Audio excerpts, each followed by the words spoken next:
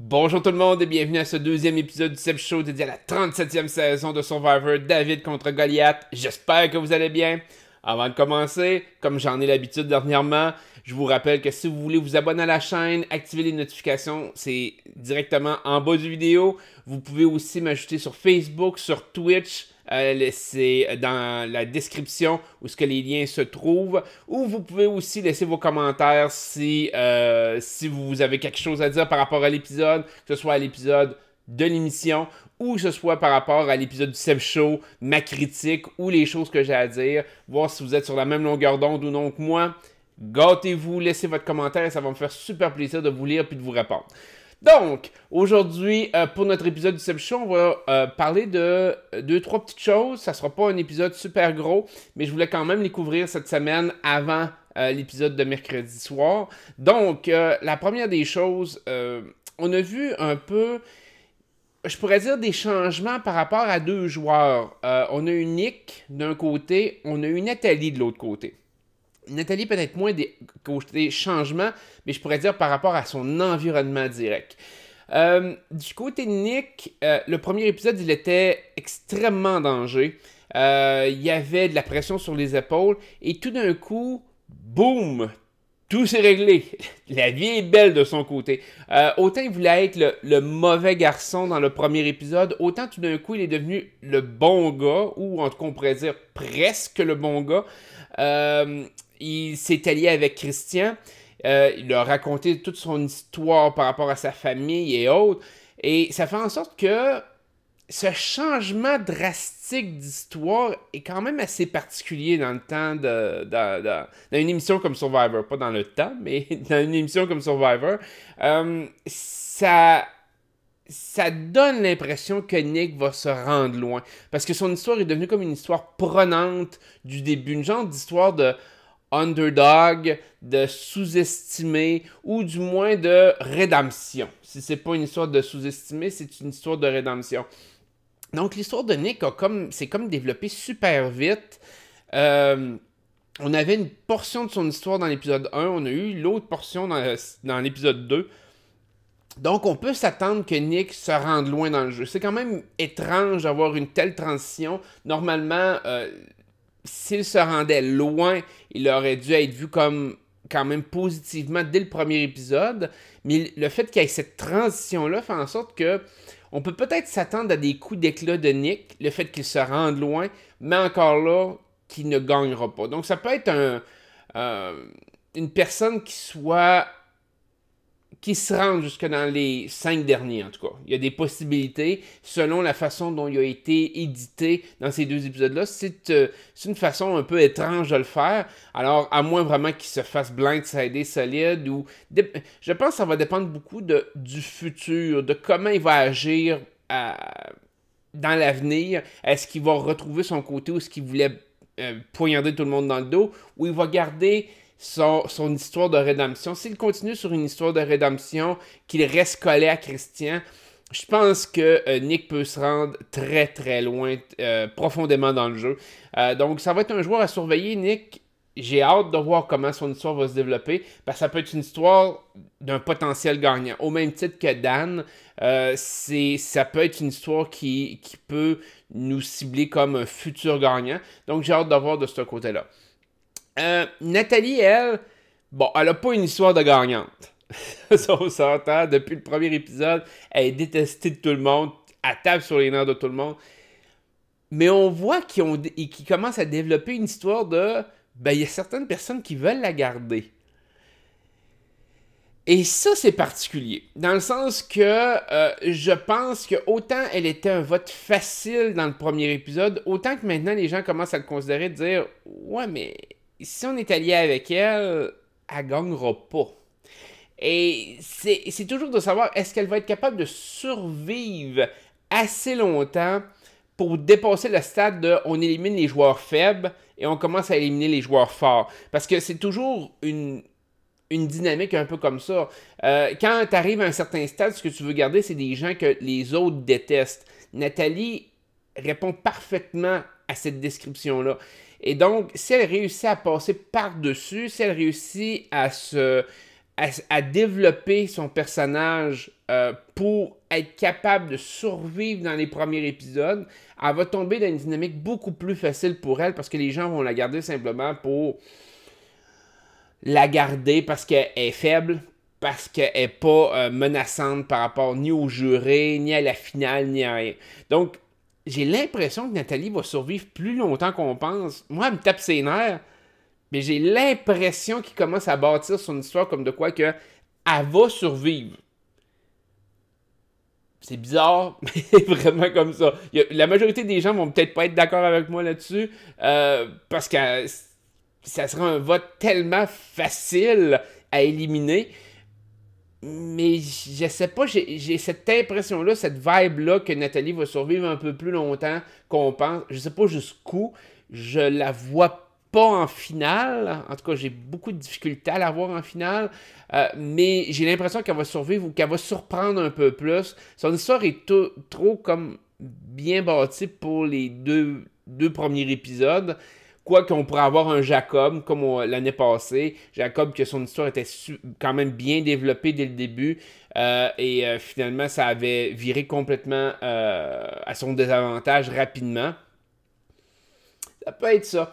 Donc, 2 joueurs à surveiller, Nick, Nathalie. On va voir si j'ai raison. J'ai l'impression que Nick va se rendre à la fin ou va s'approcher de la finale. J'ai l'impression que Nathalie va survivre un peu plus longtemps qu'on pense. Peut-être pas parce qu'elle va être bonne, mais parce que d'autres joueurs vont voir son utilité. C'est plus cette dynamique-là que j'ai l'impression avec Nathalie, que des gens vont se servir d'elle. Donc, après ça, on a eu un peu la confirmation de ce que je vous disais dans le dernier épisode du Seb Show. C'est-à-dire que on voit quand même que Christian, Dan sont des joueurs de premier plan. On a vu la découverte de l'idole de Dan par Jérémy. Ça, c'est particulier. Dan n'a pas fait attention. Et là, on voit peut-être la trame d'histoire de Dan évoluer un peu. C'est-à-dire, c'est un bon gars, c'est un joueur qui voulait faire Survivor depuis longtemps, mais il joue mal. Est-ce que ça veut nous laisser présager le fait qu'il va se rendre en finale, qu'il va peut-être dominer complètement le jeu, peut-être en gagnant un paquet d'immunités ou autre, ou en jouant des idoles de façon complètement folle, mais en se rendant en finale, ses lacunes vont venir jouer contre lui. Moi, je trouve quand même qu'il y a une belle histoire pour être le gagnant. Mais Dominique aussi en avait une l'année passée. Et c'est Wendell qui a quand même gagné. Fait que j'ai l'impression que Dan va être encore à surveiller. Mais clairement, Dan est le joueur d'importance du côté des Goliaths. Et du côté des David, Christian a vraiment installé son rôle de storyteller. Donc, de raconteur de l'histoire. Il a été partie prenante de l'élimination de Jessica. C'est sa décision qui a fait en sorte que Jessica a été éliminée. Donc, il est en contrôle sans l'être réellement, sans que les gens aient l'impression qu'il soit. Il s'est rapproché énormément avec Gabi. Il a formé l'alliance avec Nick. Je pense que Christian est vraiment bien installé. Personne ne parle de lui. C'est le genre de joueur, comme je vous disais, qui risque de se rendre loin, qui risque de se rendre proche de la finale. Je pense qu'il en manque un peu. Mais c'est le genre de joueur qui... Moi, j'ai le sentiment qu'à la fin de la saison, on va le regarder et on va dire... Il mérite une deuxième chance. Il mérite de revenir. Il mérite un All-Star. Il mérite de faire une autre saison de Survivor parce que souvent, c'est un peu ça. Les raconteurs de l'histoire ils sont toujours vus comme des gens qui prennent beaucoup plus de risques, qui font quand même des bons moves, qui racontent ce qui se passe dans le jeu. Et souvent, on a comme pas nécessairement de la sympathie à la fin, mais on a un lien plus particulier avec ce personnage-là. C'est pour ça que habituellement, ils mettent dans les mains d'un joueur beaucoup plus important ce rôle-là de raconteur de l'histoire. Donc je pense que Christian va avoir ce rôle-là. Moi, ça me le confirme. En tout cas, dans le deuxième épisode, je trouvais que ça confirmait ce lien-là de raconteur. Je pense qu'il va se rendre extrêmement loin. C'est confirmé là-dessus. Finalement, bon, Jessica. Le blindside de Jessica était superbe, mais ça l'a surtout démontré la faiblesse de Jessica sur le côté stratégie. C'est que la stratégie de Jessica, sa grosse faiblesse là-dedans, c'est toujours de s'en prendre au joueur le plus faible. OK? Surtout dans sa tribu. On s'entend que dans sa tribu, là, c'était pas la chose la plus brillante à faire parce que tous les joueurs se sentent faibles. Tous les joueurs ont l'impression d'être les derniers de leur tribu. Oui, Lyrsa a probablement encore plus que les autres, mais Gabi l'a très bien exprimé. Elle aussi, elle se sentait en menace par rapport à ça, parce que quand Lyrsa part, ben, il y a une autre joueuse qui devient la plus faible, ou un autre joueur qui devient le plus faible. Et donc, de dire « je m'en prends au plus faible », là, ça met le doute dans la tête des autres joueurs. C'est pas comme dans l'équipe des Goliaths. Les Goliaths peuvent se le permettre parce que tout le monde ou presque tout le monde sont arrogants les uns envers les autres. Ils se pensent tous meilleurs. Donc, ils n'ont pas cette peur-là d'être le dernier en bas de la liste. Dans l'équipe des David, la stratégie était complètement différente. Donc, pour Jessica d'aller vers ce feeling-là, elle aurait pu aller attaquer autre chose. Elle aurait pu attaquer la personnalité de Lyrsa, le fait qu'elle n'avait aucun lien avec elle, qu'elle n'avait peut-être pas fait les bonnes choses au bon moment. Mais de pousser Lyrsa comme elle le fait, a mis le doute dans la tête de trop de joueurs, principalement Gabi.